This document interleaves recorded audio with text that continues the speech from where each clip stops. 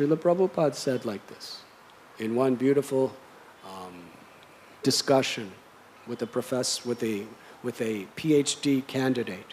So what is the use of speaking high philosophy without good character?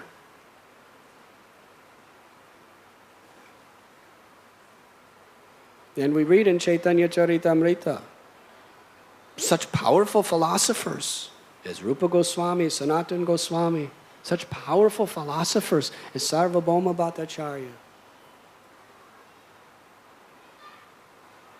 But in their lives, we see that it is always integrated with perfect character. And in this regard, perfect character, it is being emphasized the points of being humble and offering respect to others.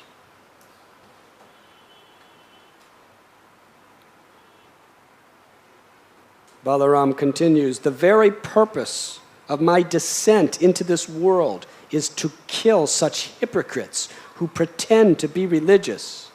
Indeed, they are the most sinful rascals. Now, Ramaharshan Sutta was following the four regulative principles.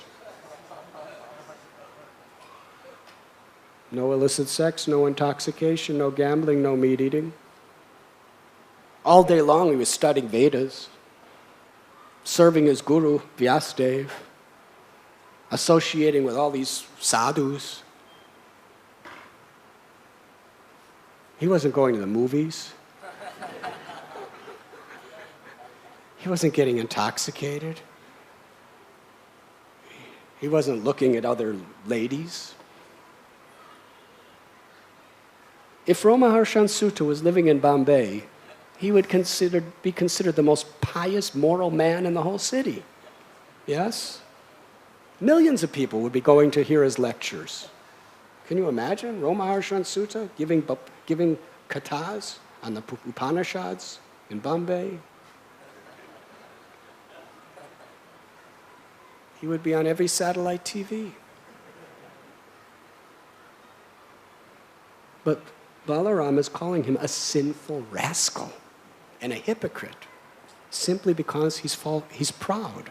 He's proud of his scholarship, he's proud of his connection to his guru, and that pride is causing him to be insensitive toward respecting others.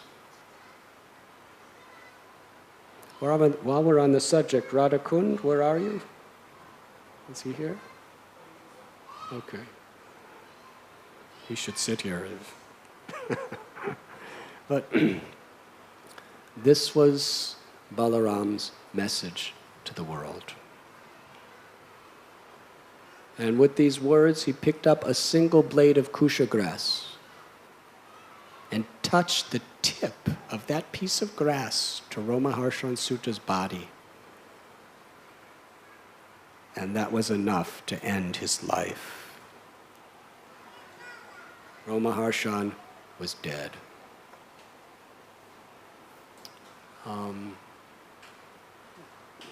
The sages and Brahmins, they were shocked at what they just saw. I mean, what did he do? All he did is not stand up. And he got capital punishment for just not standing up. But it's a very, very important lesson. Balaram wanted us to learn this. Trinadapi sunichena taror iba sehishnana. Amanina manadena kirtaniya sadahari. If you want to please Krishna, be humble like a blade of grass, tolerant like a tree. Offer all respect to others and do not expect respect for each other, for oneself. And always chant the names of the Lord. Balaram was very, very strongly emphasizing this verse. The sages, they cried out to Balaram that we just gave the benediction to Ramaharshan before his class, that he would have a long, healthy life. And you just canceled out our whole benediction to him.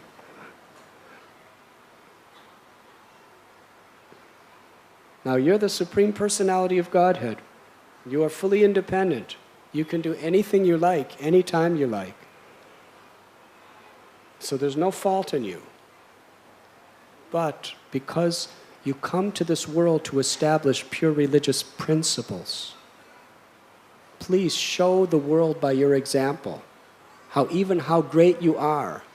If you make a mistake on a relative plane, that you're willing to atone for it.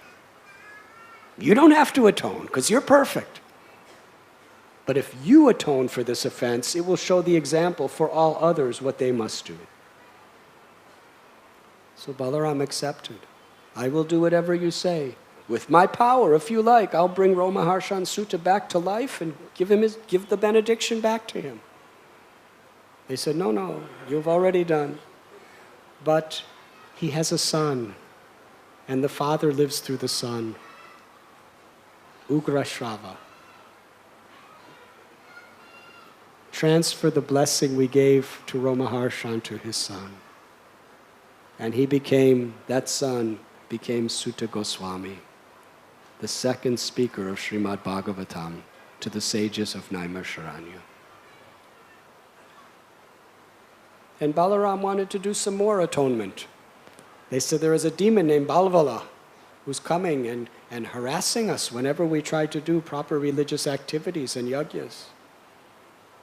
So Balaram waited for Balvala and took his plow and liberated him. Just to show that even he's the Supreme Personality of Godhead. He honored and respected the Brahmins, the Vaishnavas, the sages, and atoned for a mistake he never really even did. That is Lord Balaram's lesson to the world. His own prideless willingness to reciprocate with the will of his devotees is a great lesson for all of us, and especially how he would not tolerate the corruption of false pride in the heart of his devotees, or in the heart of the Kurus, of his devotee Vivida, or even this disciple of Vyasadeva.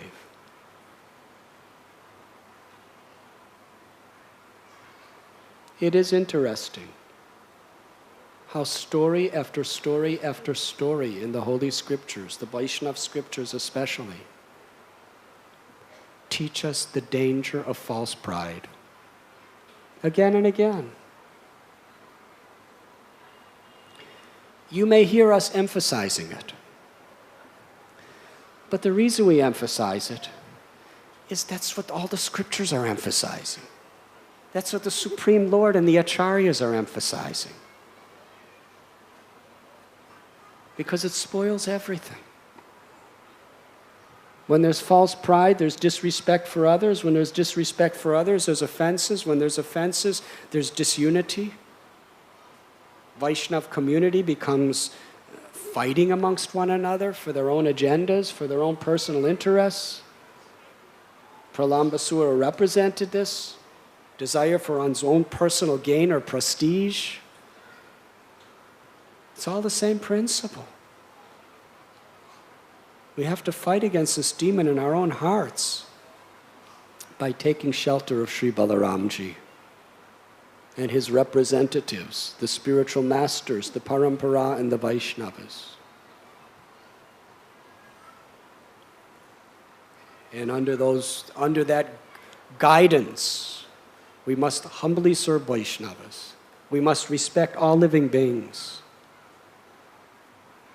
And we must take shelter of the chanting of the holy names. Hare Krishna, Hare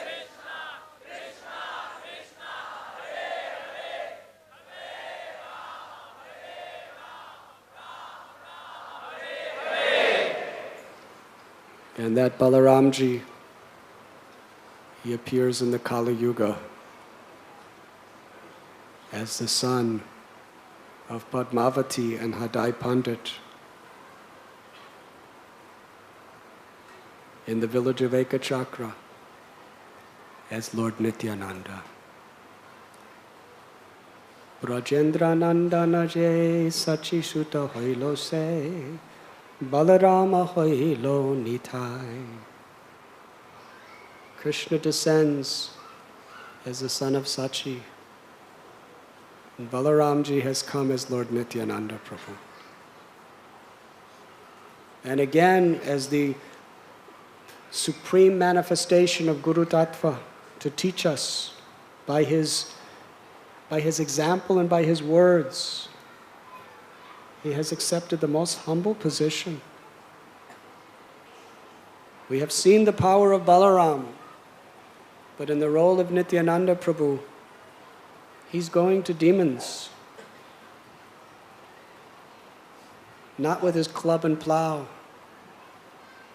but with the holy name to purify their hearts.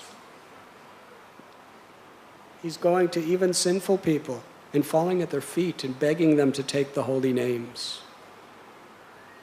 And if they're proud like Romaharshan Sutta, he'll pick up a piece of grass, but he'll put it between his teeth with all humility and tears of compassion and beg them,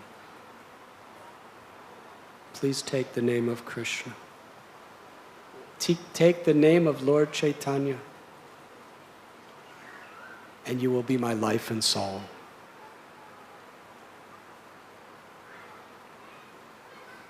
Nityananda Prabhu, like Lakshmana, like Balaramji, the self-same personality, although he is the supreme absolute truth with all opulences, his life, his soul, his everything was to serve Lord Chaitanya, to carry out the order of Lord Chaitanya. Lord Chaitanya told him, go to every person you meet, house to house, village to village, shop to shop, and give them this message. Chant the name of Krishna, worship Krishna, speak about Krishna, always remember Krishna. Krishna is your mother, Krishna is your father, Krishna is your real wealth, Krishna is your very life and soul. Take the name of Krishna.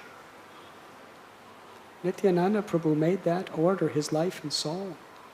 He went out as a beggar. The supreme truth, the husband of the goddess of fortune, becomes a beggar. But he's not begging to take anything from you. He's begging you to take the highest wealth from him. What kind of beggar is that? When you're riding in the streets of Bombay and the beggars knock on your door, wouldn't it be surprised if one of them just says, I beg you, please take this 1 crore of rupees.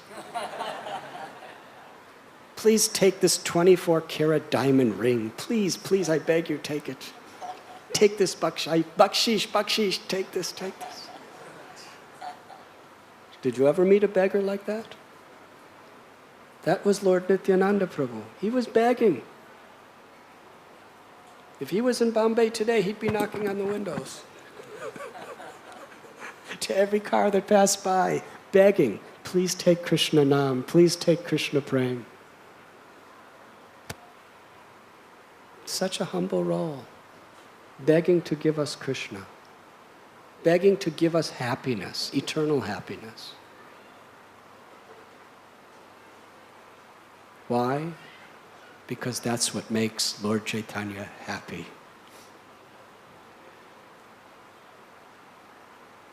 Lord Chaitanya came to this world to give the highest ecstasies of Braj Ras, love of God, in the mood of the Gopas and Gopis of Vrindavan, through the chanting of the holy names. So Nityananda Prabhu made his life and soul to please Lord Chaitanya by giving this mercy. And that is what preaching is about. Preaching is about being a beggar. Beggars should not be proud. Beggars should be very humble. But we're not begging to take anything from anyone. We're begging to give. To give Krishna. To give love of God. And why are we willing to take positions of beggars in this way? Because it pleases Krishna.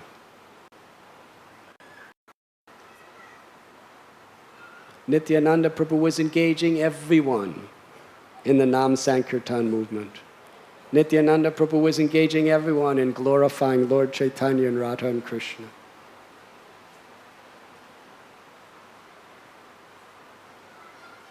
His Divine Grace, A.C. Bhaktivedanta Swami Prabhupada,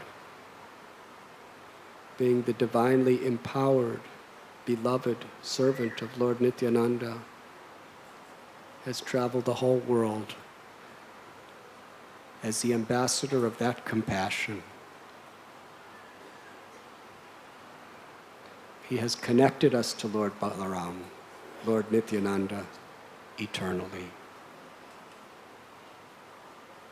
So let us pray on this auspicious day to Sri Balaram, Nityananda, that with the plow and the club of his divine hand, he may destroy the demons of pride, lust, anger, greed, envy, and illusion that is within our hearts. Because these are factually the only impediments between us and God. Yes, let us pray to Balaram to rescue us from these demons within. And let us pray to Lord Balaram Nityananda Prabhu that through his most powerful weapon of the holy name, he will transform all of these anarthas into divine assets to be utilized in the service of the Lord. Let us pray to Lord Balaram Nityananda Prabhu that by his causeless infinite mercy, just flowing through the parampara, that we can please his beloved Lord, Krishna Chaitanya, by chanting the holy names with a pure and humble heart.